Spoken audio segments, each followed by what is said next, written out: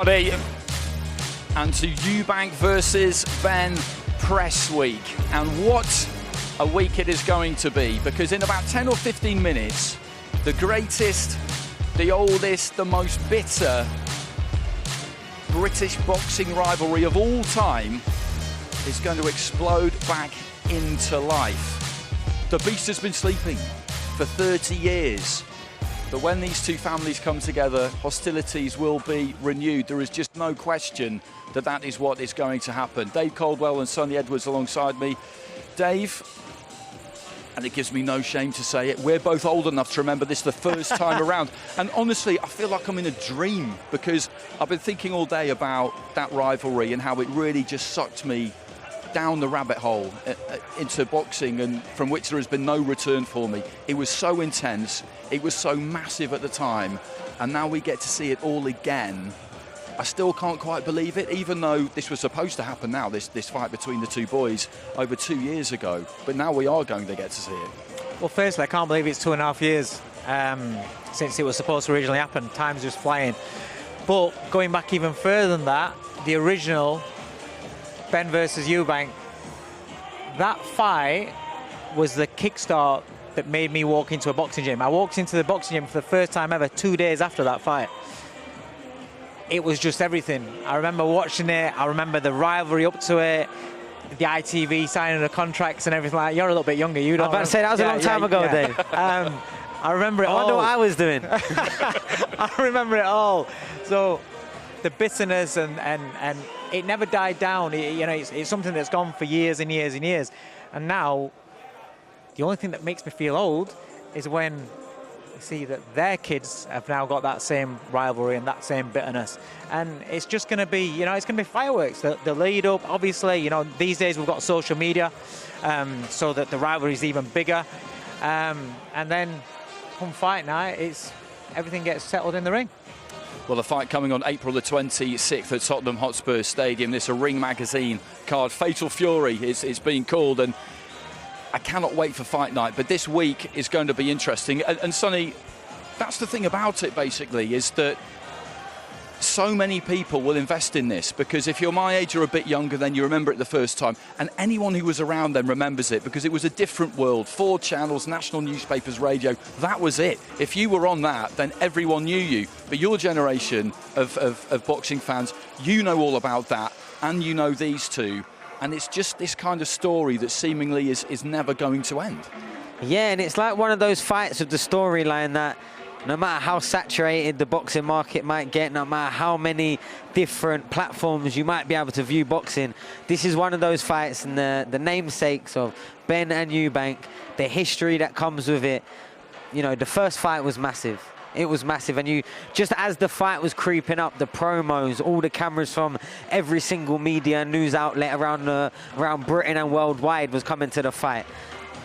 And let's face it, sports fans, we love a scandal. And if nothing else, it created a bull roll of probably one of the biggest modern day British boxing, if nothing else, sports scandals that I've ever witnessed live. I was there, heading down to the show, excited. I was going to be working Lyndon's corner. He got last minute put onto the card. And then when it all sort of came out and the news broke, I feel like we didn't hear much about much else for a very long time. And I feel like we've put all that behind us now. I feel like we've been patiently waiting for a long time, and I think it's happening in the perfect place, the capital city. A fight like this, of this magnitude, this long history, it needs to be settled, properly, and I think it is getting done just that.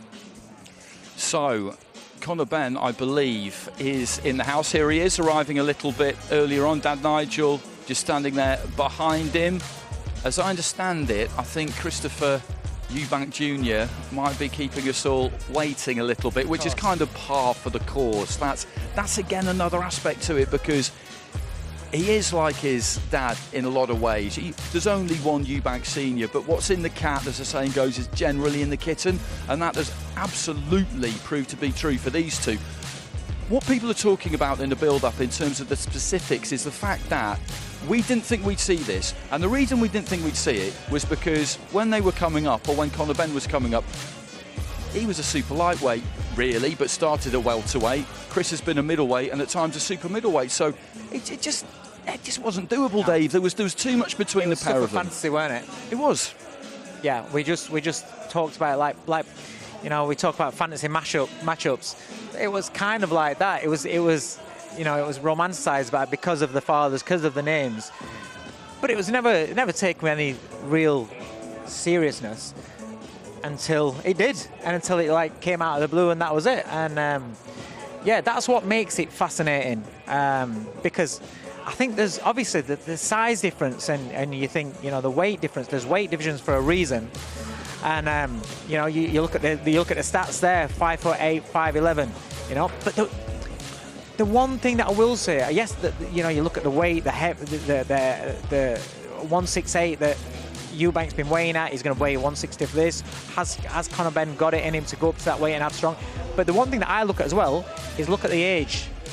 35 years old against 28 years old, and that for me is the kicker, where it makes it a little bit more intriguing, and it makes it where actually this could be doable for Conor Benn, because for the first time I looked at Chris Eubank in the last fight that he had, and I thought, you look old.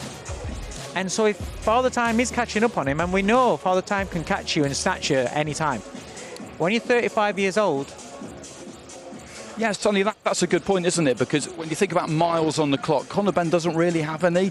He had a hard time against Cedric Payno back in the day at York Hall. I was there for that. Got put down a couple of times, ended with a couple of black eyes. But he then just moved through opponents fairly seamlessly. He's been out, obviously, which isn't ideal. The 2 fights he's had since the first one was supposed to happen, and all the drama around the failed tests, he wasn't all that impressive, but he wasn't posed any problems either. Whereas Eubank he's had a hard career. You know, he's had to take hard fights. He's been in some good tussles.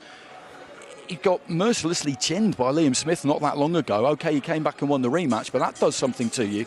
How much of a factor is it, do you think?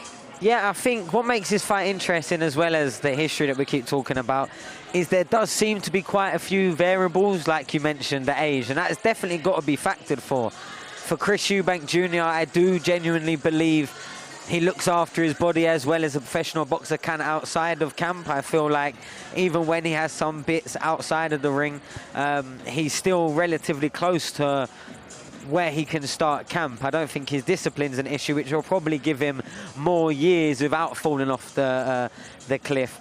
For me, the main thing not only is the 4-inch reach advantage, not the 3-inch height advantage, it's also that for me, Chris Eubank Jr. has fought, won, and also lost at a far better level, in my opinion. Forget the weight, just the level of the opposition at better for all three than Conor Benn, and I think by quite a distance as well. I think, okay, Chris Eubank has fell short a couple of times on the way here when he's really stepped up, but we've never really questioned the level that he's lost at. He's only ever lost against good opposition. Look, and he got his most recent defeat back straight and in an impressive manner against Liam Smith, no less. And I think, I don't know, I think there's too many cons for the Benn camp in this, with the weight, having never fought at it, having to go up 2 full whole weight classes, starting at 140 from what I can remember, having that hard fight on the way up, probably having as hard of a fight against Payno than Chris Eubank did outside of a world level fight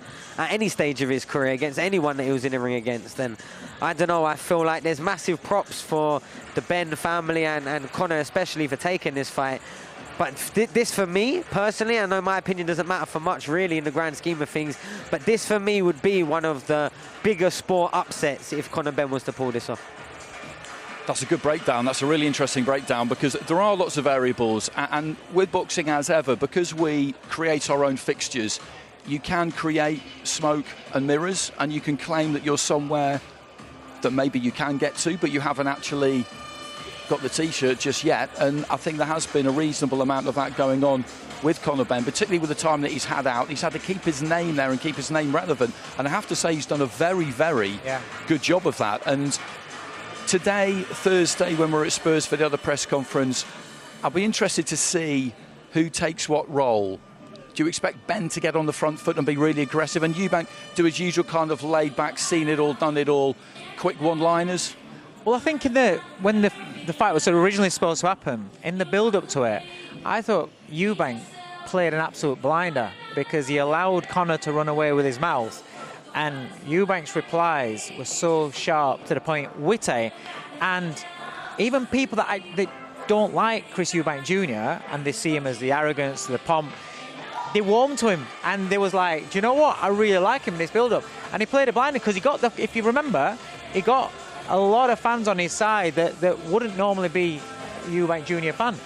So I think he'll probably go down the same sort of route. I think he'll be clever, he'll be smart, because I think he is a little bit more wittier than what Conor is. He is a little bit more,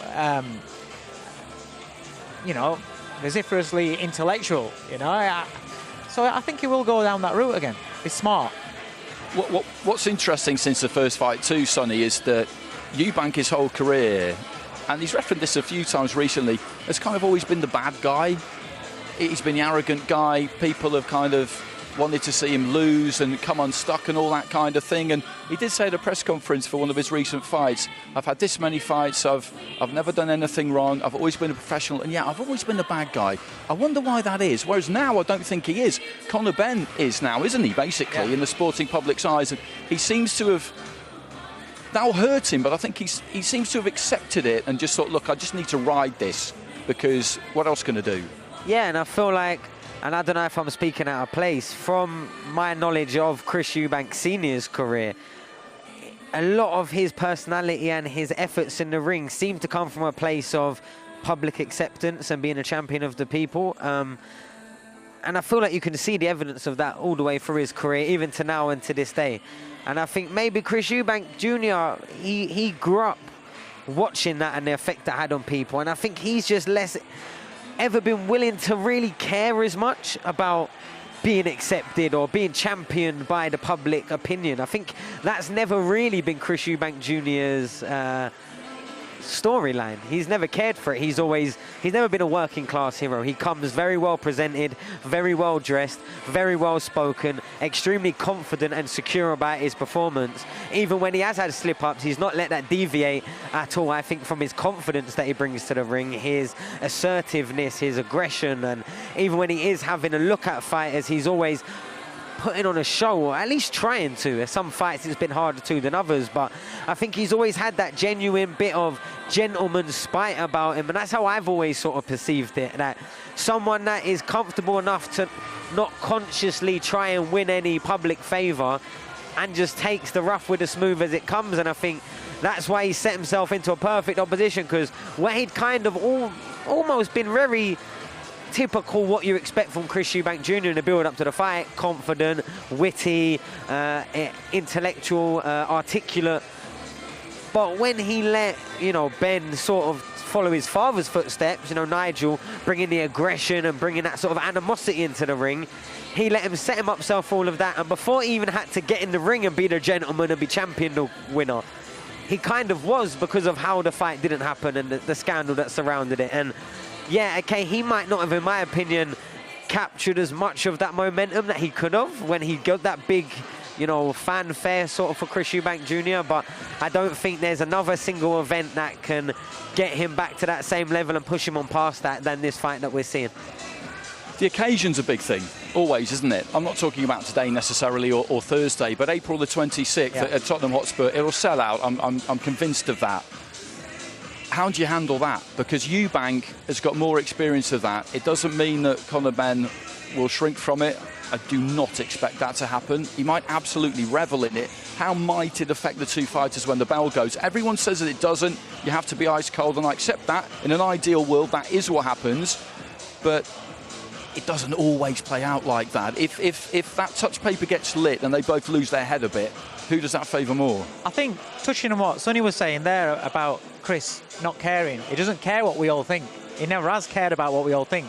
So when you don't care about what people perceive you to be, how people are going to react to you, whether people want you to win or lose, when you don't care, it doesn't matter whether there's 5 people in the audience or if there's 62,000 people in the audience. You don't care. I think we can safely say that Conor Benn does care what people think about himself. It does feed off the energies of the crowd. it does, you know, even when he wins, the way that he roars at the crowd, you know, the way that he's took offence to a lot of people with over the last couple of years, how they've reacted. He does care what people think. So when it comes down to who's going to feel, if anybody's going to feel the pressure coming out, or have the 60,000 people shouting and screaming have any sort of effect on the performance, it's Conor Benn. Now, whether that's in a good way, because some fighters, they need... I remember Josh Warrington, when Josh got beat by Lara, it was behind closed doors. And one of the first things that he said is, it was weird, no crowd. No. Now, we always say it shouldn't make any difference, but people are human. And like I said, some people it does have an effect on. So with that crowd, does the nerves and the energy of the crowd become a positive thing for a Conor Benn or a negative thing? Because that can sap you, it can drain you, you can try too hard, you can be too emotional, because he is very emotional in this fight, whereas I think that Chris is a lot more emotionally detached, you know, and he is very calculated, and that comes from him really not caring about what people think. How do you see it? How do you see the kind of the occasion on the night when it's packed there and we're watching them ring walk and we're all kind of studying their faces, looking for little signs as to where the pair of them are at? I agree with Dave, to be honest. I do think that the crowd, the event, the atmosphere plays a massive part, because when you're fighting, you're still having a conversation with yourself subconsciously in the ring. And however that boils out, however the crowd split of cheering, I think every little bit will have some little bit of effect. And I do really agree with what you said. As I said, that Chris Eubank, I don't think has too much care what anyone thinks. If anything, it always looks like he's kind of prodding little knee-jerk reactions, if anything. For me, Conor Benn's always been, and I don't mean it disrespectfully, but a bit more of a character. When the camera's on, their energy is very high, it's very intense, his voice kind of changes, it comes off, and you kind of have a different, more friendly, oh, he's actually really sound here, his conversation with him. And I understand the entertainment aspect of it, but there's like a level of confidence you get from just relaxing and being yourself, rather than, oh, the cameras are on now and it's the moment for me to shine. And I think Chris Eubank is more comfortable in that, and I do think, not only with the size that we talked about before, if the fight goes off, I think emotionally, I don't think he'll be as invested as it. I do genuinely believe that they're looking at their characters and what they've also gone through. Like, Chris Eubank hasn't had the last 2 years that Conor Benn has. Conor Benn's probably had 2 of the worst years in his life. It doesn't matter what his life set up or how many people know him because of boxing.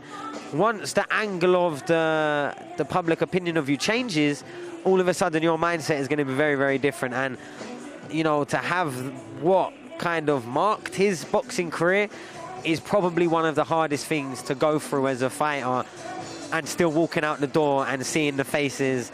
Everyone's seen it, everyone's heard it, everyone's watched interviews, everyone saw the press release, and it does start feeling like the walls are closing in. But at the same time, he has the chance to put all of that right, all of the doubters, all of the negative hearsay towards him and his name and his career, by doing the job on the 26th of April. And that's what boxing gives you, that opportunity. Okay, I don't think we're too far away now. Timekeeping with Chris Eubank is always a little bit of a lottery. He's playing a little bit of a game here, I'm sure, just trying to take a few points early on, making Conor Benn wait for him. That's a skyline in Manchester. As I said, this is the old G-Mex. Eubank fought here 3 times, Nigel Benn once. Their second fight was just up the road at Old Trafford in October 1993. And those are the stats, and you see that Eubank is a more experienced fighter with 234 rounds under his belt, but the upside for Conor Benn is that, as we've been mentioning, there aren't the miles on the clock that you could argue that there are with Eubank, although I do absolutely agree with Sonny that he's always lived a life as we describe it, and has never strayed too far away from weight, although it is hard for him to make 160 now. I saw him at the weigh-in for his last fight in Saudi Arabia, and he worked right up until the last minute there to get that weight off and make it. Nothing massively unusual about that, but I think it is actually quite tricky for him. I think he's been at his most energised at 168, although people would argue that that's not really his weight. But where do you feel best is really what you're looking for, and I always feel like it probably has been super middleweight, so I think it is quite hard for him to make 160. We haven't got time to answer this one. This next one I'm gonna throw. I'm just gonna pull the pin out and just lob it in. Who's it more important for? Who's got more at stake? I can't make my mind up, because if Ben loses, you could argue, where does he go? I know there's a rematch clause here, I do believe, but let's just treat this as a single fight. If Ben loses, what does that do to him? Where does he go? But if Eubank loses, it's going to be incredibly hard to take, because he does go into this fight a favourite, I think. Yeah, I think I would have to say that coming off the back of the 2.5 years, going straight into this fight as such. I know he's had a couple of fights, but it's the first high-profile fight that Conor's had. But the 2.5 years to go into this fight, the family pride, the family history, I think Conor wears that on his sleeve. And I think a defeat to Chris Eubank Jr. would hurt him more. I think, like I said, Eubank Jr. He's been beat before, for starters, and I think he'd kind of take it matter of factly. I don't think it'll mean as much to him, to be honest. I'm not sure about that. I think if we're looking at career-wise, I genuinely think this is one of those fights, one of those events, one of those pieces of art that is so unique to another fight out there possible for you in your career. It's almost like one of those events that we had to see. We genuinely did, and I think that same mindset kind of affords the luxury that with the exposure, with the eyes, with the attention, no matter how the storyline plays out and how everyone has to navigate the career after that, I think both fighters will have a big push and rise in stock. Really, no matter what happens, I think that this event will be so big. And I genuinely mean that. I think there's sometimes that you don't really have to worry about it. The event's that big. Okay, so people are assembling behind us. Jonathan Banks, Ronnie Davis on the Eubank side of the table. Ben Shalom will be down there as well. Nigel Benn, the Dark Destroyer, taking his seat on the far right-hand side of the stage. Looking at him still just kind of gives me the shivers, to be honest. I saw him out jogging around the O2 about 5 or 6 years ago, before I'd even met him, and I totally fanboyed him. He was walking towards me, and I just kind of like stood there, just kind of staring at him, and he gave me a look that he would have given fans millions of times. Just kind of went, just looking at me like, who is this absolute clown, and why has he lost the ability to speak? But people like that, they when you remember them from your early days, and like you said, we're the same. Yeah. You first went to the gym because of this. I became a boxing lifer because of this. It just stays with you. Michael Buffer's here as well, and that gives you a strong indication that this is a big fight. It's unusual to have 2 press conferences in a week for a start, isn't it? A press tour. I can't remember the last time I've been on one of these, to be honest. Even with Joshua, we'd have a press conference a way out for those 4 stadium fights in a row. There may well have been a New York one and a London one for Ruiz, but to have 2 in 3 days, it's going to be great, because it's not going to be dull. It is not going to be dull. No, and with these two, they're both characters, and there's always going to be something for them to say. On the tour, some people, some opponents, you struggle to get words out of them for one press conference. They fill one press conference, and it can be it's a waste of time. With these two, I don't think we're going to have that problem at all. Okay, so I'm going to gamble and say we'll go now. Here's Michael Buffer. Good evening, and it's great to be here. For those of you who don't know who I am, allow me to introduce myself. I'm the only person in the sport of boxing to have ever been in the same ring with Mike Tyson, Evander Holyfield, Tyson Fury, marvelous Marvin Hagler, many, many more, and none of them ever laid a hand on me. So that's because after I introduce them, I get the hell out of the ring and enjoy the fight. Now, I'd like to point something out.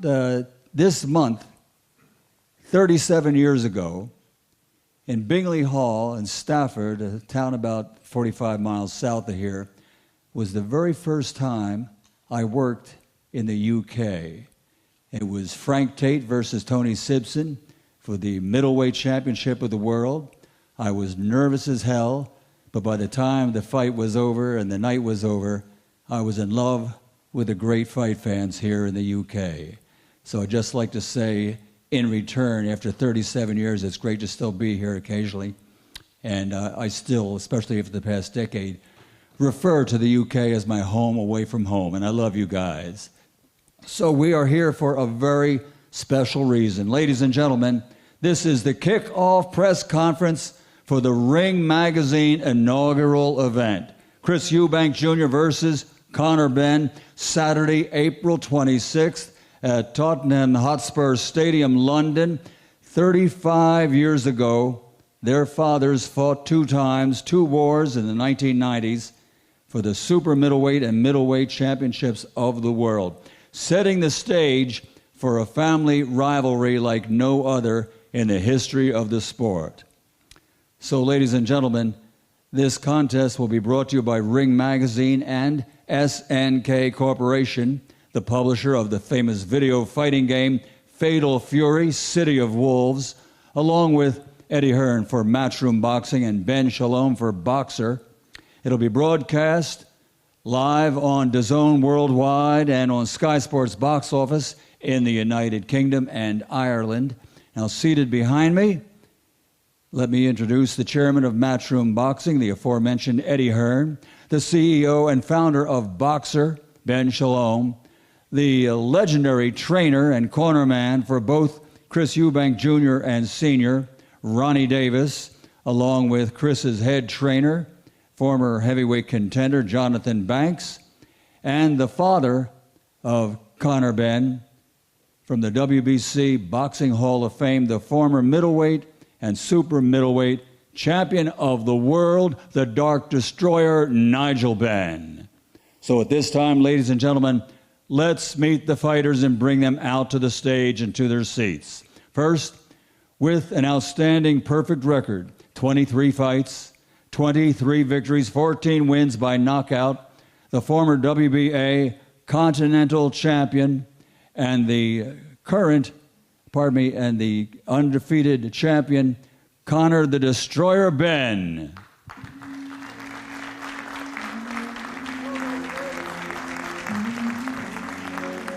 Conor Benn, undefeated, and his opponent on Saturday, April 26th, with a record of 34 victories, 23 wins by knockout, 3 defeats. He is the IBO middleweight champion and former IBO 2-time super middleweight world champion, Chris, the next generation, Eubank Jr.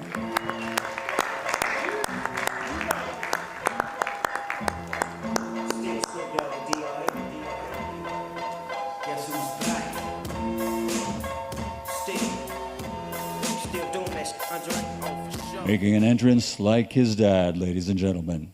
So let's get on with the rest of this press conference. It's for the fans, it's for the fighters. Move on. As a fighter, I want to be seated as close to my enemies as possible. I want to be able to see. I agree. This was Eddie's choice. This was Eddie's choice. Of course it was Eddie's choice. Of course Eddie wants the promoters to be in between the fighters. So I'm sit there. You do what you want. I don't know who the fuck you're talking to. Good idea. I don't know who you think you're talking to, silly bollocks. So at this time, ladies and gentlemen, let me introduce our host for the press conference, Mr. Ade Oladipo.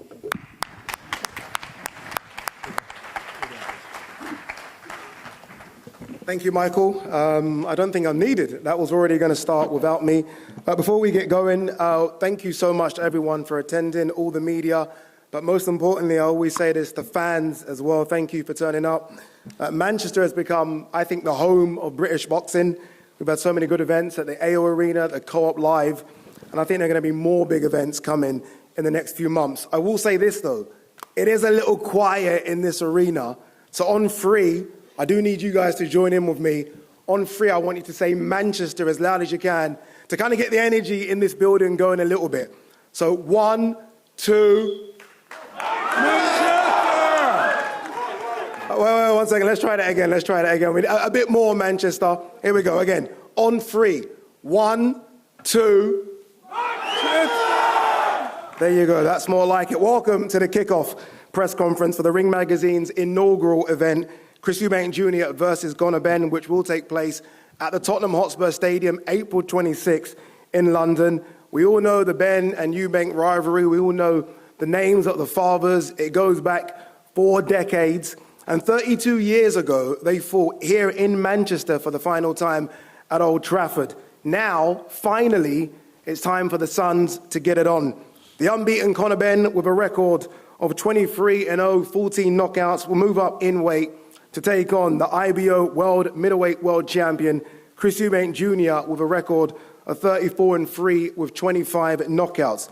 The event is being brought to you by Ring Magazine, SNK Corporation, the publisher of the famous video fighting game Fatal Fury, City of Wolves, Eddie Hearn of Matchroom Boxing, and Ben Shalom of Boxer.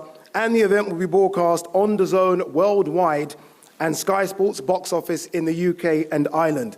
For fight fans, look, I speak as a fight fan as well. Boxing is as good as it's ever been. Big shows nearly every single week, stacked fight cards, and more importantly, the most important thing, the best fighting the best. That's what we as fight fans want to see.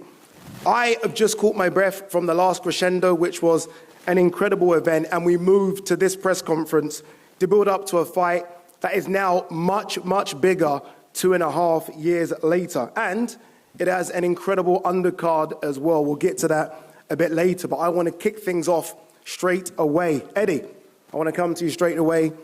Here we are, 2.5 years later, Eddie. There's been some ups and downs, ebbs and flows. There was a time when I thought we'd missed the boat on this fight.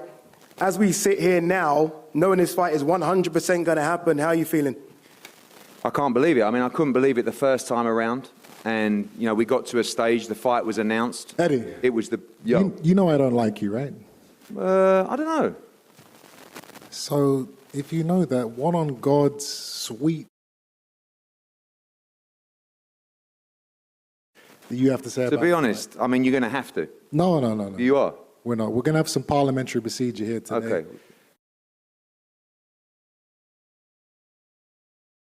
And talk about, and we're going to continue on with the press conference. Ade, you may proceed. So as I was saying, Ade. No. You get your turn. This is not the Eddie Hearn show. One thing's for sure, it ain't the Chris Eubank show. This is not the Eddie Hearn show. No. This is Eubank versus Ben. So you can either sabotage this. You got your man to your right is going to say a few words. You can either sabotage the event, and I'll just start talking to Ben personally, directly, or you can be quiet and we can move on with the press conference. I don't want to hear anything you have to say. I mean, you can do whatever you want. We can be here all day. I've been addressed. We can be here all day. I've been addressed. I don't want to hear what you have to say. So well, to be honest with you, many people do. Ade, I think I'm more popular than you. Ade, if you want to control the situation and move forward, you can. I'm enjoying this. This is almost like a mini face-off. So how would you run the press conference, Chris? Because you're such an unbelievable promoter. I'm not running it, but I'm just not listening. So what happens now? We move on. Well, you talk? I'd love to talk, but if not me, somebody else. I'll tell you what I'll do. Conor Benn. How are we feeling about smashing this geezer to pieces April 26th? Let's hear from Conor. Yeah? Because I'll tell you something now. I can't wait. I can't wait. I look at you. I look at Nigel. I look at Nigel wants to get in the ring and have a tear-up. You know what? Listen, Chris can say what he wants. The bottom line is, his dad don't even like him. You could not pay that man enough money to sit in this man's corner. Now, that's an accomplishment, Chris. That's an accomplishment. Well done. The most unlikely. Drop the mic. Chris, okay, there was an order, but let's scrap the order. Let's go straight to you, Chris. You are the champion. We maybe should have started with you first. How are you feeling, Chris, 2.5 years after this was supposed to happen? There's been some ups and downs, but here we are. Like I said to Eddie, we're here. The fight will happen April 26th. What are your emotions right now? The bad guy is back again. He still never cheats. He still never lies. He still never cuts any corners. And yet he is still the bad guy. Isn't it incredible? You know, the unique and peculiar situation we find ourselves in here today is that for the first time in boxing history, in a mega fight, there are two bad guys. Fun fact, I've been booed into every British fight I've had since 2014. Just let that sink in for a second. No one cares, Chris. That's 11 years. 11 years of being the bad guy. I'm a veteran at this stage. A supervillain, if you will. I remember the first time I got booed into an arena was against a fighter called Billy Joe Saunders. another scumbag in the boxing industry. And it's a cold, dark moment in your life when you realize you're in an environment where thousands and thousands and thousands of people want to see you get hurt and lose. Even recently, walking into Wembley Stadium, AJ versus Dubois, I walk in, the cameras are on me, my face goes up on the screen, 80,000 people boo me into that arena. And that is after a career best performance against Liam Smith, where I beat him in a rematch. I say all that to say that on April 26th, I'm probably going to be walking into the same environment. But it's okay, because I'm not going to be alone. Like I said, there's two bad guys in this fight. And, there's one in me who has accepted his fate. I gave up on my dreams of being the hero a long, long, long time ago. The other still wants and believes and dreams and prays. Chris, speak on behalf of yourself. Of being speak on behalf of the yourself. good guy, of being the golden boy. That's what I believe. No. Speak on behalf of yourself. I know. I'm just saying what I believe your mindset is at this stage. This whole time, this whole 10 minutes you've been talking has been rubbish. It's okay. And no one's even what do you want, a violin? The sickening thing about this situation is, Conor, you had it. I have it. You don't had it. You had it. No, I have it. You had Your it. career's done. You're fighting a welterweight at the end of the career. That sums up your career. You had the whole public behind you. Everyone wanted you to win. Everyone wanted you to be the next big thing in boxing. I never had that. No one cares. You know what I would have given to be in that situation that you were in? But still nobody cares. You had it. You literally pissed it all away. Now, you're here. We're at this press conference, we're going to fight, and you're going to try and use me to get back into the public's good graces. It's just not going to happen for you, kid. Sorry to break it to you. Conor? To you, Conor. Okay, thank you, mate. You're the guy jumping up and weight. You've chased Chris for this fight. Again, the same question to Chris I'm going to ask to you. 2.5 years later, you've been through a lot, right? Here you are now. What's the feelings and emotions knowing that this fight is on April 26th? Yeah, I think all the talking's been done. Obviously, what I've been through is very public, obviously. But excited to just get in April 26th and end this man's career. You said, me and you have spoken a few times, and you've always said openly, privately, that you feel like you can get this job done within 6 rounds. You expect to get it done within 6 rounds. I think we all know how tough this man is. Why are you so confident that you can knock Chris Eubank Jr. out that quick? Do you know what? I just can't take him seriously, that's all. Just look at his career. Every time he's stepped up, he's fouled. Every time. Yeah, you face better oppositions, well done you, but this is the end of your career.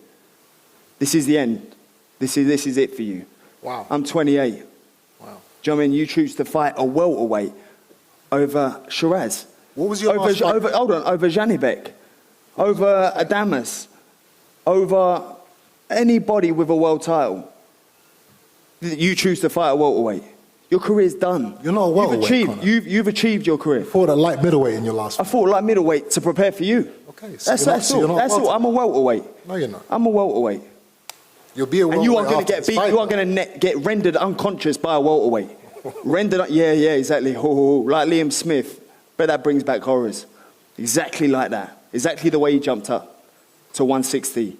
And he done exactly that. Have you dancing all funny? That's exactly what's going to happen on April 26th. Except by a welterweight whose name happens to be Ben. And do you know what? You can retire off to the sunset with your pension fund. But this is you done. Oh, shivers. I love that. Chris, I was watching back the old presser, and it feels old now, 2.5 years ago. And one thing that stood out was that you said this will be a walk in the park. You expected it to be easy work then. What about now? 2.5 years later now, what do you expect? Still the same walk in the park, still easy work, or do you expect it to be a tougher challenge now? You know, you go online, I go online and I see that there is a split. You know, I either see people saying Conor Benn's going to knock Eubank out early because he's too young, he's too strong, he's too ferocious, he's too hungry, he's too angry. Or Eubank wins on points because he's too big. Those are the two, and this is not just the public actually, this is respected members of the boxing community, trainers, fighters. Apparently the only way I can win this fight is just because of my, you know, I've had 34 fights, 25 KOs, and I can only beat this guy because I'm a bit bigger than him? Yes. No. Yes. I'm going to beat him because I'm a better fighter than him. But you're not. In every single department. But you're not. If you look at your career's done. I don't know. But he cannot beat me, that's for sure.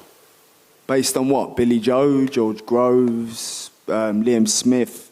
I'm undefeated here. You've tasted defeat. You've been rendered unconscious before.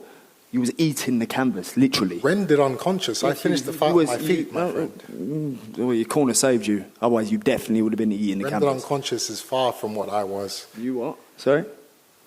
You know... Well, I didn't hear what you said. When you're up on your feet, demanding that the fight continues, I'm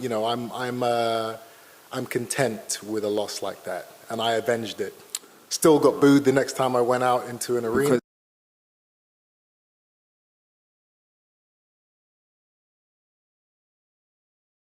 And you still look shit. He threw maybe 2 punches around. Please explain to me how you want to give yourself credit. Are you really happy about that? Why are we talking about... Oh, no, I'm just saying. You just said you was out on your feet and you revenged the loss and, you know, you're really happy about it. Are you actually happy about it? It was a great performance. Okay. But let's talk about more pressing matters. Let's talk about something a bit more Come, let's go. I'm ready for it. You know, like I said, we're both bad guys. Do you accept that? Do you know that you're down here in the dumps with me now? You are a villain in this sport? Chris, I could not care less. I definitely ain't going to get my violin about and sit talking in a press conference in front of people for a good 20 minutes. Conor, Chris, I would normally not interrupt you, but I do have an important phone call. I think both of us in the audience would want to hear from this person as well. You can speak now, you're on. Hello. This is His Excellency Turkey Al-Sheikh on the phone wanting to speak to everyone. I'm waiting for you in London for the conference in 27. We will be there. I will be there. What was I think when I do this fight? I don't know. The wait for reason. Let's see. And usually, I hope the Eddie Camp can do something. Usually Eddie Camp usually lose. And Bin Shalom, I don't hear your voice. I only hear Eddie. Why? What is the reason? That's normal, Your Excellency. I hope the Ben corner can have a chance to revenge for the family. See you in 27. I think this is the biggest fight in England will be.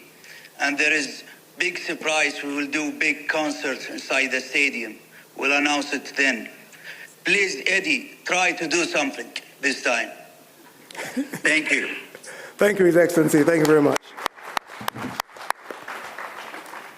Normally I wouldn't interrupt you guys, but obviously very, very important. Ben, you'll get your time to talk as well. I know Ben's itching to say something. Eddie, you're itching to say something as well. Conor, it's been a long time since we've seen you in the ring, February last year. By the time the fight rolls around, you're talking nearly 15 months out of the ring. You're moving up in weight as well. You can see where the challenges start to build up. No hesitation about going to 160, 15 months out of the ring? No concern, really. He's another man in my way that I've got to beat. I don't really look at him and go, oh, you're a big geezer. It's not really a concern to me. Ultimately, he's just an opponent in my way that I've got to beat. And, you know, once I knock him out, I'll move back down to 147 and win the world title. One thing I do want to address, and let's address it in public now, is the rehydration clause. Where are we on this? I don't know who to address here. If I'm going to Ben or Eddie, where are we on this rehydration cap? Ben? Look, it wasn't something that we expected. It wasn't something that was agreed. I think the first fight, the weight limits, the rehydration, it got a lot of controversy and it wasn't right. This was something that was added in last minute. It's something that we'll deal with. Chris is a professional and he'll make it the way he should, but it's not something you typically see in boxing. Not at this limit, not on the day. And it's just another thing that puts a bit of a downer on the event, when at the end of the day, this is an unbelievable event for British boxing, and it wasn't agreed until 24 hours before a contract was signed. Okay, there you go. Eddie, any response to that? No, I think Ben... Eddie doesn't get a response. I've made it very clear that Eddie is not. One thing I'll tell you, because you better get some better people working for you, son. It's okay. Because I'll tell you something now, what you said was very spot on, Ben. It was agreed in the contract. What was agreed was that the fight would happen and that Conor Benn can beat Chris Eubank Jr. at any weight. That was what was agreed. No. And all of a sudden, we get demands from Conor and his team that... You do know the first fight was £7 rehydration. The original fight was 157. I'm not worried about the original fight. You guys sprung it on us. Hold on a minute. About a rehydration Then you don't put on clause. £8, £9. Stop talking rubbish, Chris, because that's all you've done all evening, is talk rubbish. You said your team come to my team and in fact said about a rehydration clause. £8 to £9, that's what you put on after weighing. That's what you suggested and we agreed. So to stop pushing, stop covering your ass for when you get knocked out. Stop covering your ass when you get knocked out. Okay, all right. We know what we that's signed. who said that. We know what we signed and we know what you signed. Let me just tell you how, from my perspective, how it went down. It don't, honestly. Eddie, your man said when the contract... Stop interrupting me, Eddie. Let me cook. No, because you got plum. Grade A plum. And you signed the contract. I did sign the contract, and I'm going to explain why. You know why you signed the contract? I'm going to explain why. I like a challenge, okay? When Eddie and Conor started demanding that there was a rehydration clause for this fight, guess what I said? Show me the money. Show me the money. That's what I said. You know why? If you're going to have that advantage over me, you've got to have. Then you've got to pay top dollar. This fight. You've got to pay. I'm not going to give you that advantage. And that's why. Apparently, he got all the money. He signed the contract. That's right. They paid Congratulations. We'll see you Saturday morning for the weigh-in. To do the rehydration clause. We'll see you there Saturday morning for the weigh-in. As much as Eddie doesn't want to admit that and for that to be public knowledge, that's what's happening. What's public knowledge? I'm being paid to restrict my weight. No, you're on a weight penalty if you miss it. No. I'm physically being paid. Such an idiot. Do you really think you got I would spun ever around do in this these if there wasn't negotiations? some type of incentive? See that geezer on your right, who I quite like now? He got spun around like a little kid on a playground on a roundabout. And every time he went round, I went, hello, Ben, hello, Ben, hello, Ben, like that. And he done a good job. He got you a good deal. But he knows what he signed. You know what you signed. Chris was paid to do this. I don't care what Chris was paid to do. Good. And Good. Bottom line. Paid to restrict Listen, the weight. we were over the moon. We got 60-40 split in our favour. Next question. Behave, Eddie. Behave. Now, just a little bit more. Ben. Just a little bit more. And also, one thing I want to say is this. Stop interrupting me, Eddie. No, I've got something else to say. This is not the Eddie Hearn show. Are you going to make the weight? I told you I don't want to hear you. Are you going to make the weight? I told you I don't want to hear you. That's not going to... Are you going to make the weight? Now, this rehydration situation, I've never done it before. Usually, I put on around 14 pounds after a weigh-in. How long? So I have two ways of approaching this now. I can either you need new management, restrict what I eat and drink so that I make the weight the next day, or I eat and drink as much as I want, rehydrate as much as I want, as I usually do, and then on the fight day, I'll jump in a sauna or a steam room for 40 minutes, get the 4 pounds off. Stop covering your ass for when you get knocked out. And then that's all I'm hearing. I'll hit that number that they want me to hit. I don't know which one I'm going to do. It's a gut thing, On the day I will decide. But the fact of the matter is, it's actually irrelevant. Whether there's weight clauses, restrictions, it doesn't change the outcome of the fight. One thing that you all need to know that Eddie's tried to push hard over the last few weeks is that the IBF enforced a 10-pound restriction anyway at middleweight, so that's why this is safe. The truth is, that's a lie. The IBF... They moved it to 12 recently. Exactly, Yeah. which is what he did not tell you, is that it's a 12-pound weight limit. So, just another example of Eddie lying through his teeth to the public to try and make himself look good. Not at all. Situation it's all down to the negotiation, and as I said... Why is it now that only people are only hearing you say it's 12 pounds?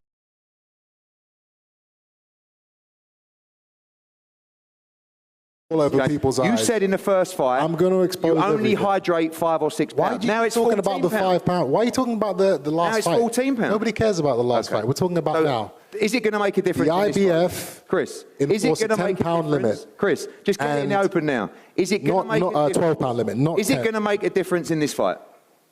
Why are you talking to me? Conor, let me ask you that question. Because your promoter is saying more on this table than Sorry, you. Eddie. But he isn't. Is this Eubank Hearn or Eubank Benn? By the excuses. This is pretty wild, actually, Conor. You're letting this guy chat for you. It's embarrassing. Say something. Unimportant to me. It's not even funny. Ditto. Chris, let me ask the question then. Will the rehydration clause make a difference?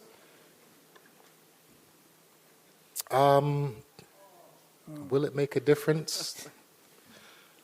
I'm not going to lose the fight if that's what you mean. Will I be affected? Of course I will. I'm being restricted from how much I can eat and drink. So there will be a slight disadvantage. But I'm being paid, so I will accept that challenge. It's very simple. I want to bring in someone that knows all about the Benn-Eubank rivalry more than anyone on this top table, and that is the great Nigel Benn on the end there. Thank you. Thank you.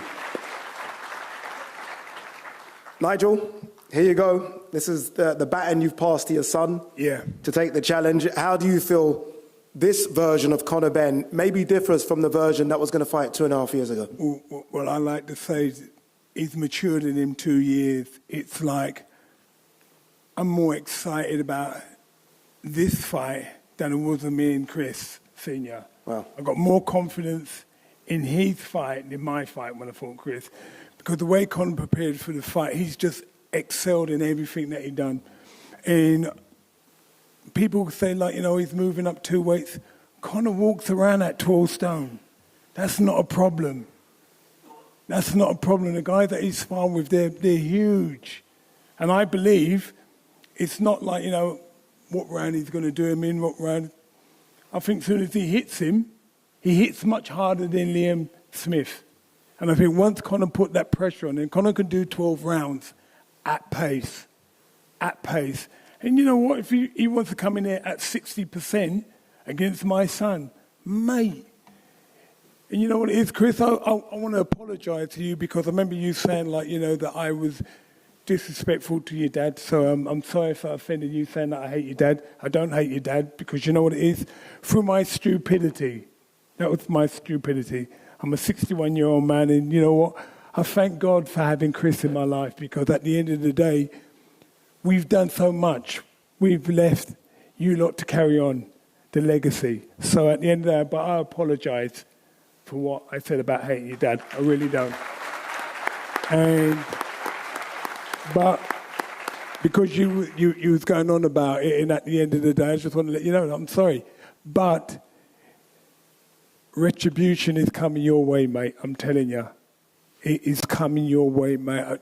You know, he's going to hit you so many times with a left, you're going to be crying for a right.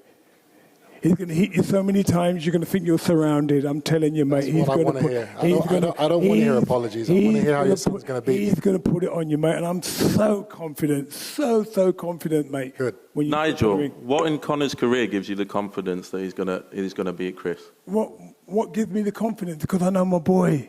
He's got my DNA, but much better. He's not even fought at British level. No. Listen. Ben, go ahead. Hold on. Let me finish. I didn't fight for a British title. But you fought above British and European level. 28, Ben. You fought, you don't know nothing about. At 28 years old, Chris Eubank Jr. was further than this. At 28 years old, I got a good 5 years left. I ain't in no hurry. So far, what I have done is good. It's great. So far, what I've done, I'm still undefeated. Go on. I don't even know why you're talking. If you're that, Conor, if you're that confident, no, we want to talk about contrast. If you're that confident, shut up. right? Don't. There's a rematch clause in this. There's a rematch clause in this fight, Which right? you asked for. But both fighters. You asked for the rematch clause, Ben. You were desperate for it, Eddie. Ben, you were desperate you asked for a because he's got two-fight deal. 2 paydays left. You asked for it. Yeah, it's 2 easy paydays, of course. All right, okay. So you asked for the rematch. Just to be clear, both fighters were offered. So they want to take a number if they win or a number if they lose, right? The higher number if you win, the lower number if you lose. Chris, of course, the confidence takes the number. You lot lower asked if for the you lose. rematch. We didn't want a second fight. Connor decides win or lose, he wants the same number. Ben, so you can talk all in about all the confidence. No, Eddie. You asked for the rematch. You asked for 2 fights. It's easy to fight. Hold on a minute. You asked for 2 fights. 1 second. Let's see be what clear. You just said. No, Ben, you see what you just said. You wanted the same number, win or lose. Hold on a minute. You see what you just said? Yeah. I'll pop the messages about you saying to me, make sure there's a rematch clause. Of course, it's 2 easy paydays. Don't of course. Nigel, Ben, you've absolutely done yourself up like a kipper. Eddie, asked for a rematch. Eddie, I've got messages from you. Ben, did you ask for a rematch? Of course, it's 2 easy Okay, done. paydays. Thank you. We're getting paid more for the Sign the second fight. contract. Okay, on to the next thing now. We get it. There's going to be a rematch.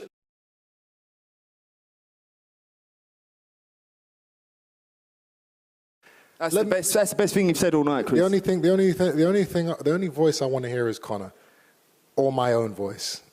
I have. It's the truth. What are we doing here? What about your team? No. This is not a team sport. It's going to be me and Conor hurting each other. That you guys are going back and forth about now, it's irrelevant. No one's going to remember it. You started it about the rehydration. Now, I read a tweet that made me chuckle last week. And it kind of sums up what this fight is. It said, the guy said, Chris Eubank Jr.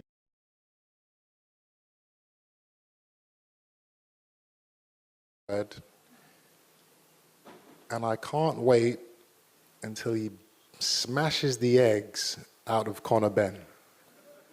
That's what the tweet was. Beautifully written. I don't understand it, but that's the passion that we have garnered now for this fight. Too bad, guys. Conor, I've been meaning to ask you for a long time. It's interested me. How many eggs did you have to eat to fail those 2 drugs tests? You dirty alum. The reality is. Please tell me. The reality is. It's been racking my brains for a long time. No problem. Everyone wants to know. The reality is, I've been cleared 3 times by the NADP, by the WBC, by UCAD, by the way, which people are a lot smarter than you. Number 1, I've been cleared.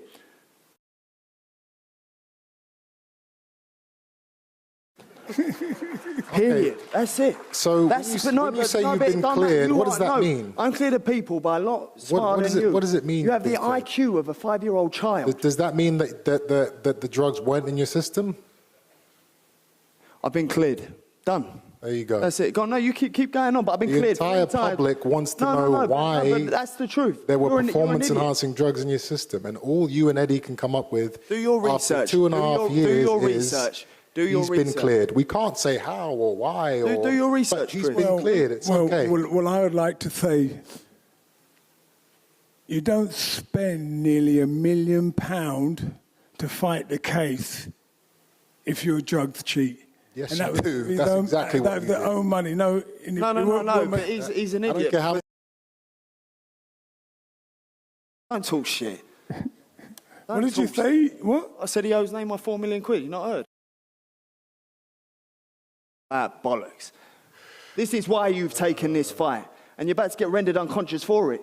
Okay. You're money hungry. That's the only reason. I was just giving you a chance to explain yourself to the public. You sit down there and have a think. I guess you guys don't have an explanation, but you're cleared, I guess. Yeah. Done by people who are a lot smarter than you, Chris. Listen, I'm sure they are. I'm a fighter. Well, exactly. I'm not an academic. Well, that's it. But one thing I do know is you are a drug cheat. What I do know is you're an idiot who's taking this fight because you owe someone some money. That's what I know. How much money do you owe Eddie? Let's talk about that. I owe Eddie nothing.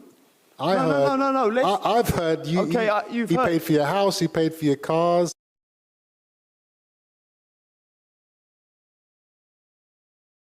Are you But talking? I think that What that is is it you actually the reason talking? why you've been pushing so hard for this fight, Eddie, because you want to recoup some of that money. Oh, I love the fight. I think he wins. I know, of course you think he No, wins. you don't, Eddie. Of course I do, Ben. No, you don't. That's why I didn't want a rematch, and you don't, made sure no, there was you one in. bet 'cause you-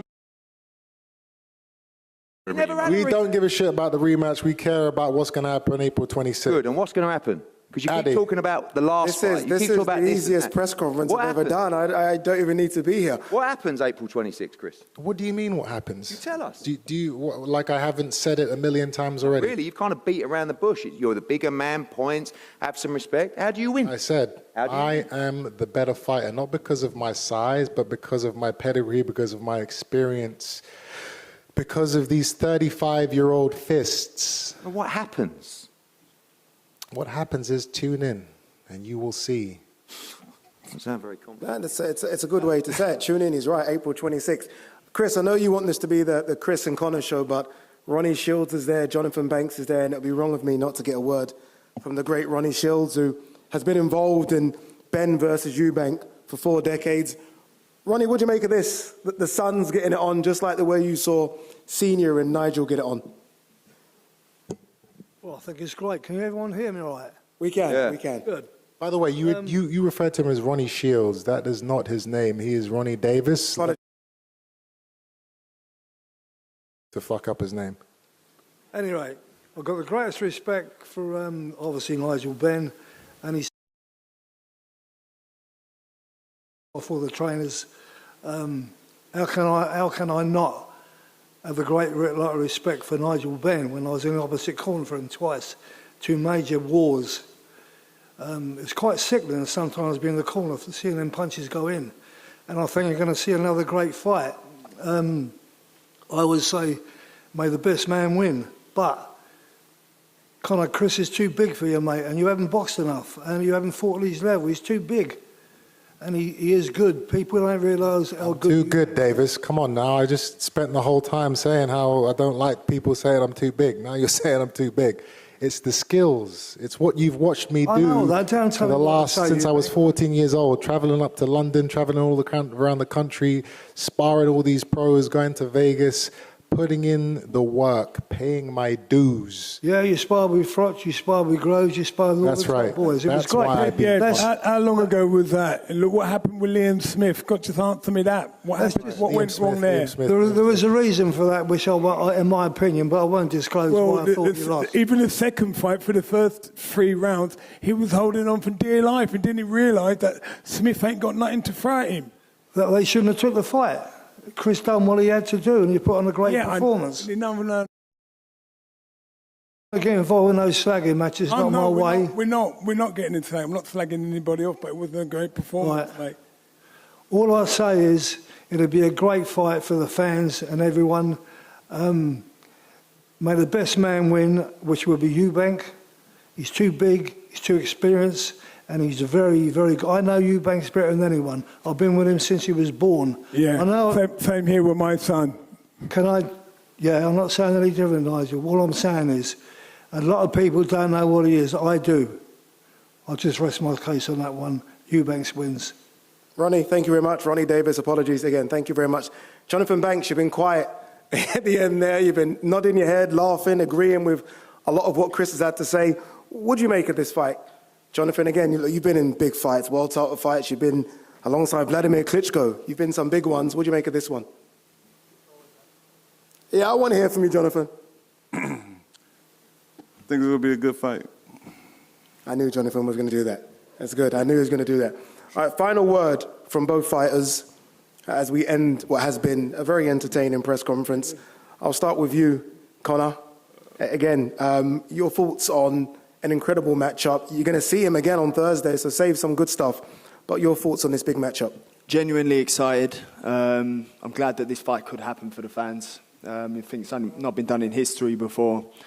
I'm looking forward to the challenge of stepping up 2 weight divisions. Not that that's really, you've not really heard us moan about that at all. But excited to, as I said, jump up to this, this plate and give the fans the fight they want. No, that's mainly it. Just happy to get this fight done and over the line, because at one stage it was looking like it wasn't going to happen. Indeed. And Chris, again, this is it, right? Here we are. A walk in the park, easy work. Too big, too strong was a lot of the phrases you were losing last time. How do you approach this one this time? April 26th, the procedure will be parliamentary. And on that note, we end what's been a very, very interesting press conference. Yeah, indeed. Tickets. Everyone's asking about tickets. Tickets go general sell this Friday, midday. Make sure you set your alarms. You can head to ticketmaster.com to buy tickets. And look out as well for a pre-sale. Check your social media tomorrow. Details of the pre-sale will happen tomorrow on social media. Make sure you stay tuned to all the social media channels. We are going to do a face-off between these two, which is going to be very interesting, so we're going to get prepared for that. Thank you.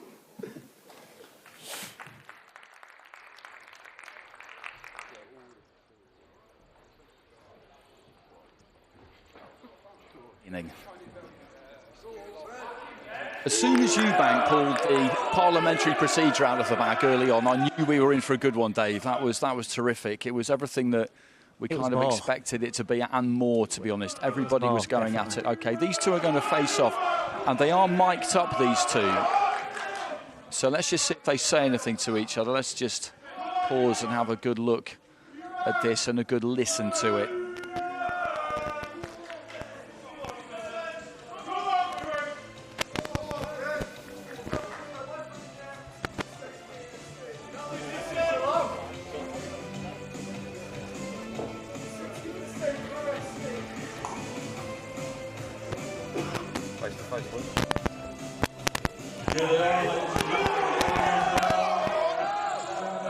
April 26th, live on DAZN Worldwide and Sky Sports box office in the UK and Ireland, Saturday, April 26th. It's Benn versus Eubank. The limit 160 pounds. The family feud goes on. Oh, tempers flaring there. I got that one wrong, didn't I? Sorry to say, I did tell you before it. He called that one, and it really has erupted down here on the stage. That's absolutely...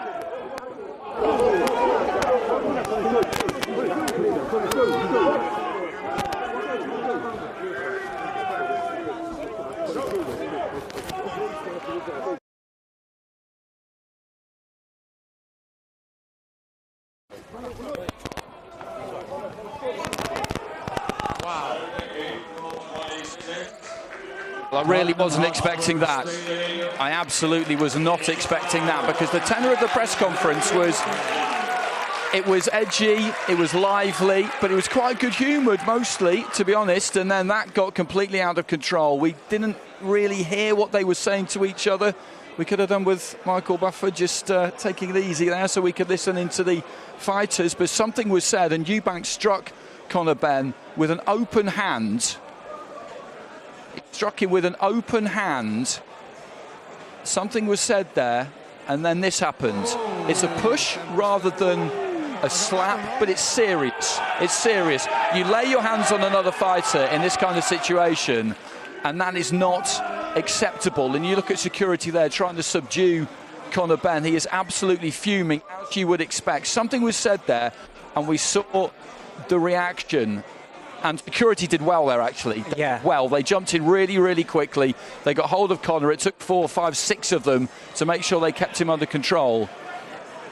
But up until that point, everything had gone pretty smoothly, to be honest with you. Things hadn't really got out of control, and that took us all by surprise. Do you know what? I was looking at the stage in the little square that they're on, and I'm looking at Conor thinking, is Conor going to shove him? I'm expecting a two-handed shove off of Conor. That's what I was... The next minute... It's Chris. I really didn't see that coming at all. I can't believe he's done that. Now, I'm not saying I'm an expert at lip reading or anything, but it almost seemed like Conor was given the energy of, you're lucky I don't just give it to you right now and here. That's what it seemed like to me. I was looking at Conor thinking Conor had the energy and something was clearly said, and Chris, you know, reacted as badly as you can expect, really, I feel like. And, you know, both teams are going to be going away with that, have a lot to think about now. And although it's easy to look at Chris Eubank as being, oh, yeah, well, you got to slap off, something Conor had done, had said, got under his skin enough to put him in a position where, look, we're not talking small 4-round purses here. We're talking multi-millions, and there will be a lot of restrictions in the action that goes up in presenting yourself in a conductful way before you get in the ring. And I don't know, that could really put a lot of jeopardy and maybe a spanner amongst the works, because that was a liberty. It was. Absolutely. No, it absolutely was. I've never seen a reaction like that from Eubank before. No, we've been talking about prior about how calm and cool, calculated he is, emotionless. Something got under his skin. I mean, you could almost see him, Bennett says, as if he's saying, what are you saying? And then when it's registered, whatever he said, I can't wait to hear off the mics what was said, because when it's registered what is said to him, he's got that reaction. Yes, he hasn't punched him, but it's, I mean, there. It's like, you know. That was heavy as well. That was heavy. It was using his size. But do you know what? I'm so excited by this. I know it's bad, and I shouldn't be encouraging it. But how many times do we sit here and deep down thinking, oh, is it just a bit of gamesmanship, a bit of expressing yourself a bit more because the camera's out? I don't have one doubt that anything that was said there with conviction wasn't meant from the person, and that slap had every bit of I can't wait to get my hands on you energy to it. It weren't as quickly as you can get away with. It was as much physical weight as he could put behind an open hand slap, in my opinion. And I could see why Conor was absolutely livid, fuming. He was almost frothing from the mouth. You could see the genuine rage, because so many times you think there's too much riding. At this moment, you're there, you're face to face, you've got all the thoughts going through your head, you may be doing a little talk. You're not ever expecting that. You're never expecting that. We'll see what happens as a result of it. We're hoping to get as many people up here as we can. Things will be happening backstage at the moment. Maybe Eubank will want to talk, maybe he won't. Maybe Ben will, maybe he won't. But over the course of today and Thursday, we will get everybody. I promise you that. It may affect how Thursday is conducted. Can they let them do a face-off on Thursday after that? I doubt it. No, I don't think to be honest. Will the Boxing Board of Control have something to say about this? I would imagine so. They'll step in, without a doubt. They'll step in. There'll probably be a fine for Chris. Obviously, security restrictions. But you can't. I thought the security handled it really, really well. And like I said, that was totally unexpected. You can feel the shock in the auditorium where we're at now. I mean, I'm absolutely in shock at that. Like I said, I was looking at the staging and I'm thinking it's Conor. In my head, I'm just thinking Conor's going to do two hands straight in his chest. That's what I'm thinking. And to see it being Chris, that's really, really shocking. As for the rest of it before that, it was, like I said, it was entertaining, it was lively, it was close to the bone at times, but nobody got too carried away. There's nothing there that you couldn't show to anyone, for example. You explained the context, there was nothing really unsavoury. They went in all the places, they poked in all the kind of wounds that you would expect them to poke in. Everybody on that table, apart from Jonathan Banks, who just sat and watched it and then said, I think it's going to be a great fight, which was fair enough. They might have left it too long to ask him a question. I think he was half asleep by the time he got brought into the press conference table. I think they 100% had. There was lots of rowing about the contract. To be honest, I don't care about that because the contract was signed. Yeah. You signed it. Yeah, if you've signed it, then you've got no comeback on it. Once you sign a contract, when you're in the negotiation stage, if you're unhappy about things, hold fast, refuse to accept. Once you accept, you can't whine about it, because it's like he's saying, he even said it there himself, Chris. He said, they paid me to, you've accepted it. But from my perspective, it looked like Chris was more understanding and knew it all. I think Ben kind of dropped himself in it. Rematch. Well, hold on, you asked for the rematch and then admitted and accepted that it was you lot that made the first play for the rematch. So you can't be the one, the reason why there's a rematch clause in the first place, and then bring that up months later as like, you didn't even want a rematch. It's like, because we just wanted to win and get on. We didn't want to, just in case we lose, make sure you fight us again. And okay, Ben then came out and said, well, it's 2 easy paydays. But now it's kind of all falling apart, because if it's that easy of a payday, why are you mentioning the weight? Why are you even asking for a rematch? Why, like, Listen, if it's going to be so one-sided, like Ben was leading us to believe there, you know? I think to be fair, they'll have probably always going to be a rematch, because when they're talking about fights like this, rivalries like this, you're expecting a good fight. Listen, we're going to get 2 fights out of this, 2 paydays out of this. So there was probably always going to be a rematch, but it's just the way that it was brought up, using it as a feel sorry for me sort of card. Yeah, or you lot weren't that confident because of this, but really, for me, in any big fight that I ever started negotiating, I never mentioned a rematch clause, because I wanted to win and get on with the next step. And at only time would I ever considered one if it was getting requested from the other side to me. Now, fair's fair. We'll both have one then, just to save face more than anything. But for me, it's always interesting for the side that wants to go for the rematch. But usually, yeah, guarantee of 2 paydays. But why be so forward for that? Probably because at Chris Eubank's stage of his career, it doesn't matter really how far he goes, in my opinion. There probably won't be a bigger fight for him at this stage, outside of something extraordinary happening, than Conor Benn.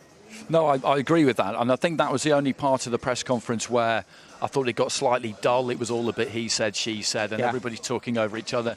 And at the end of it, it doesn't matter now, because the contract is signed. It's at 160. There's a £10 rehydration, and there's a rematch clause. Done.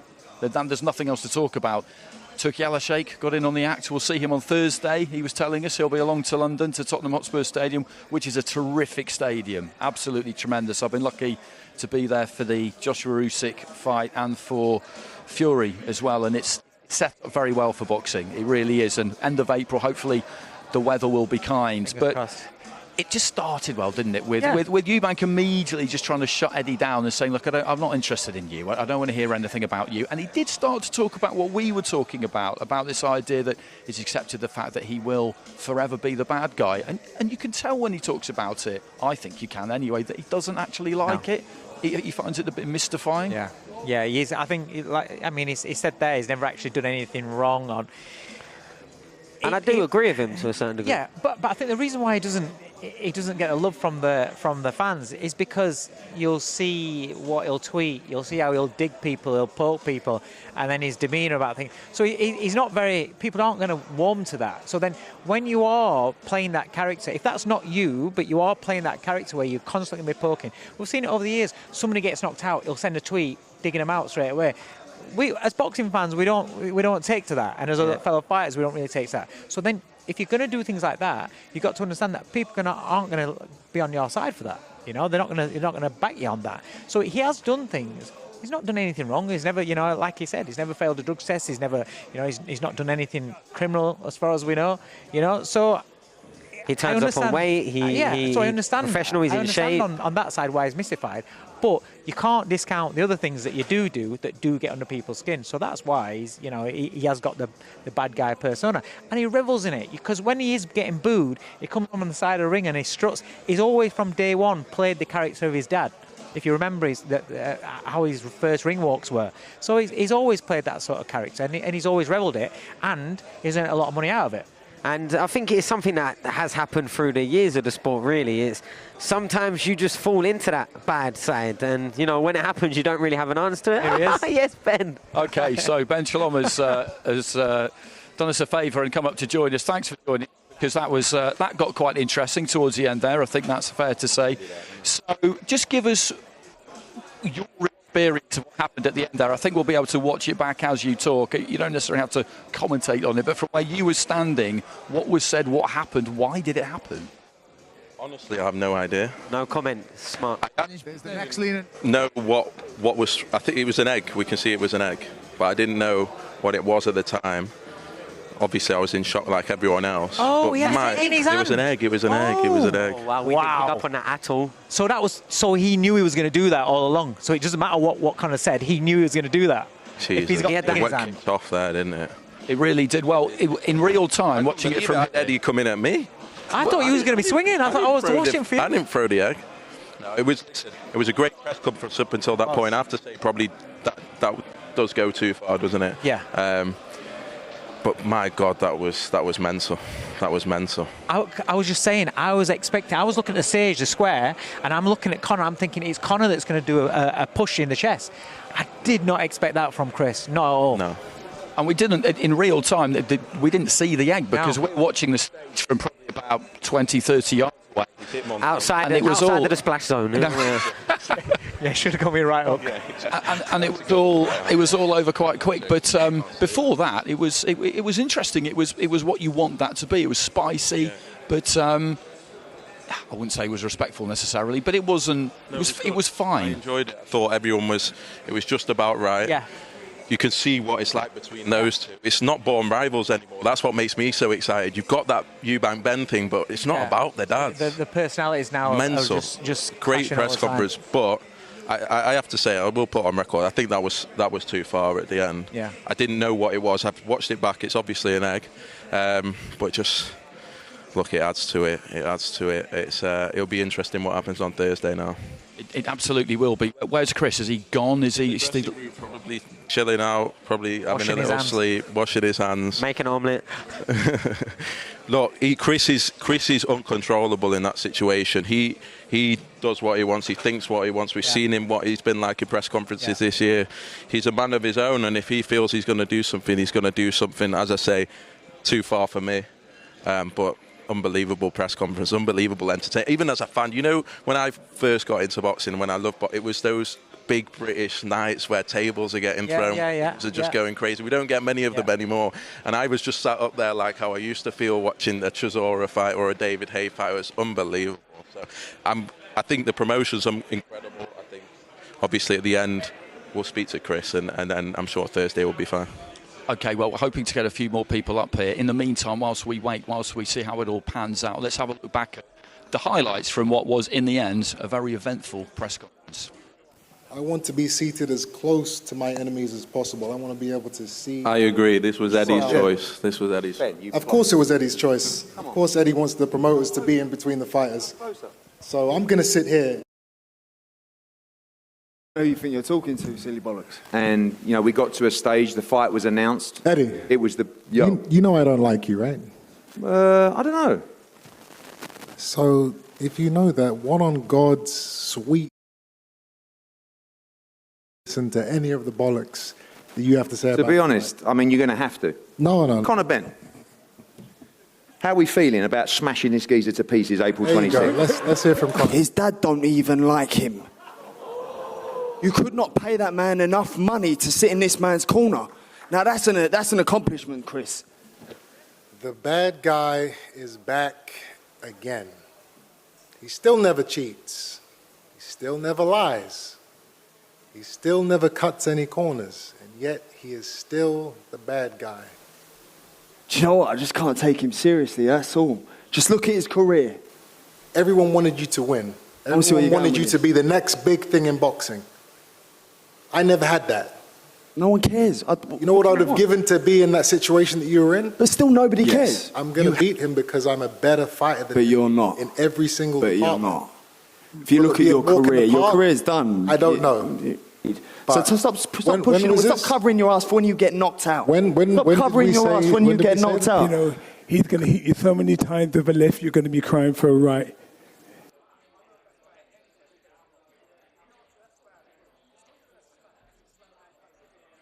Family feud goes on.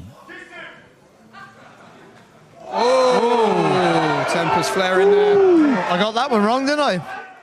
Okay, so there we go. There's the highlights from the press conference. Obviously, the main highlight was right at the end there. Eddie Hearn, as you can see, has joined us. And we were just saying from up on the stage here that the egg factor was kind of lost on us. But you can't be happy about this because obviously that's premeditated. He was always going to do that. And it's not acceptable to do that at a face-off at the press conference. No, I mean, everything he does is premeditated. Nothing that the thing about, what we do is when Eddie Hearn starts talking, you butt in and tell him no one wants to hear. Like, there's nothing that happens because what he's done is he's taken an egg to a press conference. He sat at the press conference the whole time with an egg, and he's slapped Conor Benn in the eye with an egg. I thought it was a glass, I've got to be honest with you, because when it smashed and the noise it made, that's where I was sort of like, bits were flying everywhere, you know? And like, listen, I think the world we live in today, it will go viral, people will think it's quite amusing, but I'll just tell you one thing, in the fight game, everything changes now about this fight. Like, you don't want to be backstage right now. If I was you, if you see Nigel Benn tonight, run. These people, they're not normal people. They don't go and have a cup of tea and then forget about it and everybody calms down and goes, oh, it was what it was. This fight was heated. This fight had bad blood. Everything has changed tonight from that. And I don't know if we can do Thursday's press conference. I've got to be honest with you, because it will be attack on sight. It won't be have a sleep on it, calm down. No, because it's a one-upmanship. Yeah. Do you know what I mean? Yeah. You slapped me. Yeah. And I couldn't get to you. That's physical. I couldn't get to you. And it wasn't a slap, it was with an object in the eye. Right? So, from my point of view, it's unacceptable, but the game's the game. But if you want to play those games, then the fun really begins now. And it might not be the fun that people want, but with that in mind, people will want to see this press conference on Thursday. Turkey Al-Sheikh is coming over to London, so I think we can pretty safely say that will happen. But measures may have to be put in place. Certainly now, I could not let Conor Benn anywhere near Chris Eubank Jr. I could not let Nigel Benn anywhere near Chris Eubank Jr. Now, whether that changes in 48 hours, we'll have to see. But these two need to be kept apart, and they cannot be anywhere near each other, because, you know, you're talking about Conor Benn, who's a hot-headed kid, and you're talking about the old school, right? You're talking about Nigel Benn. And I know he's 61, and I know he's found God, but he's still Nigel Benn. And you hit his son round the face with an object. We could have a Chisora situation where they have to be separated by, I mean, it was a cage there, which it was kind of an unedifying spectacle, but they've got to be separated somehow, haven't they, in a way where they cannot get... Either that or just they can't have a face-off, especially on Thursday. The thing is, what it's not annoys me the most, because it is what it is, but you know that they've all sat there and talked about what to do. Yeah, of course. Like, this ain't Eubank kept it to himself and gone, right, what? And he's gone into the kitchen and he's picked up an egg from the side. He's thought to himself. They've all had a chat, including Shalom down there, because I told him. I said, if you were in on this, you're a dog. He's like, no, I swear, I did. Like, we'll never know the truth. He did say it was too far, but I see the smirk in his face. But you know what I said to him. You know, when we fought Hay, everything they did was premeditated, wasn't it? When he had to go at me at the presser, when he slapped Tony, they talked as a team, didn't they? Like, all the trainers, the management, they knew what they were doing all the time. So when they turned up tonight, don't think that Chris Eubank just put an egg in his pocket and went, I'm not going to tell anyone. Everyone knew what was going to happen. But I mean, up to that, it was a great press conference, a really good press conference. And, you know, Eubank's a great character. Like, I actually find him quite amusing. Did he wind you up a little bit? No, he waffled a lot. That's what I couldn't understand. But did he wind you up a little bit when we were trying to stop you talking? Not really. I've sort of had that before with Hay. It was a carbon copy of what David Hay did to me years ago. And, like, I thought it was a bit of a big move, if I'm honest. But, like, it's also the fight game. And anything goes. But when you do that, it does change from a backwards and forwards, because you said this, to you just hit me around the face, in my eye. Do you know what I mean? Yeah, once it becomes physical, it's completely different. It is now. I mean, it's That's what it is. Yeah. That's the reality. Right now, it's physical. Yeah. And for a period of time, it will be attack on sight. Yeah. Yeah. So, like, even me, I lost me reg. I'm Big Morgan. Was you going for Ben? No, but I just wanted, because I knew. I said to Shalom, he said to me before, he was like, "Oh, they're definitely up. I don't know what's going to happen. I'm out of it. I don't know."